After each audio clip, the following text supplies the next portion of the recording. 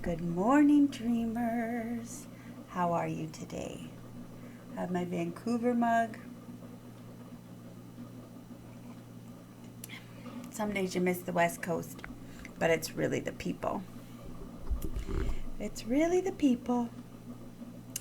I hope you are doing well. I was filling up water bottles for my kiddos. I try to greet them every morning with a "here's your water bottle, up and moving," and the remembrance of why Jesus called himself the living water was really front in my head, and the fact that water brings life, and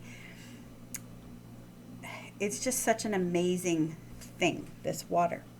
And then I went to the shower, and the water wasn't so amazing. The water was cold. There was no hot water. So I had a very cold shower this morning, which is fine. It'll be dealt with. I had a hot shower yesterday. And that got me to thinking, because I have a tendency to overthink everything, but just about those people that don't have, in Canada, I'm not jumping to third world places, but in Canada, there are people that don't have fresh running water. And so, how grateful should I be that I have even cold water coming from a tap in my house? And I also have another bathroom and a kitchen. It's not fancy, but we have been quite blessed in our home. And I was thinking all of these things as I'm trying to finish getting ready for the day. And I'd already picked out a nice cozy shirt, so it worked out perfectly. But I was thinking, yeah, who does not have access to understanding who Jesus, the living water, is? Who was part of creation, present at creation, because he is divine, and everything about his being, bringing the heaven to earth, the kingdom on earth as it is in heaven. It all has to do with the life he brings. And I was chatting with somebody else on social media earlier this week, and because I had a Jonathan Puddle comparison, I want to call the meme, but the inspirational one. God does not see filth, God sees beauty. God does not see this, he sees this. And he got very focused on the negative, and I said, yes, but we negate the sacrifice Christ made when we focus on the old instead of the new.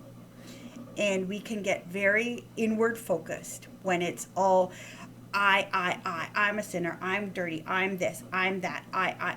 We have to have that reckoning, and we have to have that realism and that understanding, that splash of cold water once in a while. But bottom line is, it's still the water.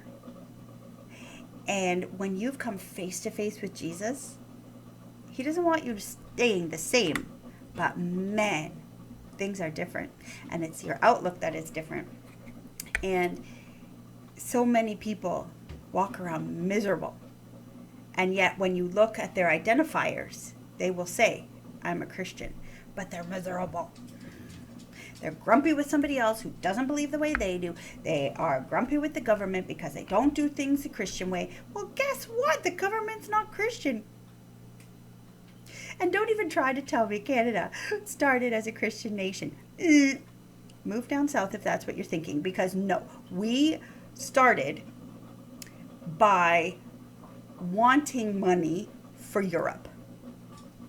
We came into an already established place, and we uprooted the nations that lived here. We swallowed it whole and said, we are going to commercialize, and we are going to use the natural resources here to make a buck. That's how Canada started. But anyway, you don't need my history lesson. Not at all. But it's time to face facts, right? The government's not Christian. And so, what? Stop griping. Stop looking at the negative. And I'm not trying to be falsely positive. I want a hot shower, and I will be talking with the landlord, and tomorrow there will be a hot shower. Or this one's going to be grumpy. I get it. I am human too. But there are times when we need the splash of cold water of realism to say, what in the world am I complaining about? So if you need a splash of cold water today, go do it. Have a splash of realism. Go downtown. Look at the people who did not have a roof over their head last night.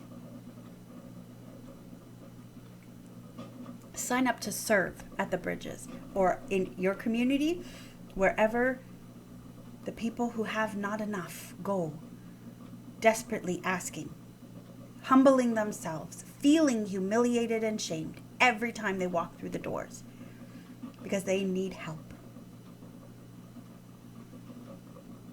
And if that's you, there is no shame in Jesus. There is no shame here. So ask for the help. You're valuable and you're worth it. But my dear, dear dreamers, if you need a splash of cold water on your face today because you've gotten yourself into a self-centric life and you're grumping about this and grumping about that, stop and listen to yourself and say enough. That's not toxic positivity. It is gratitude in motion. So give to someone who might not have what you have today, and that will be your splash of cold water. And tomorrow there will be a hot shower. And today there's still a hot coffee.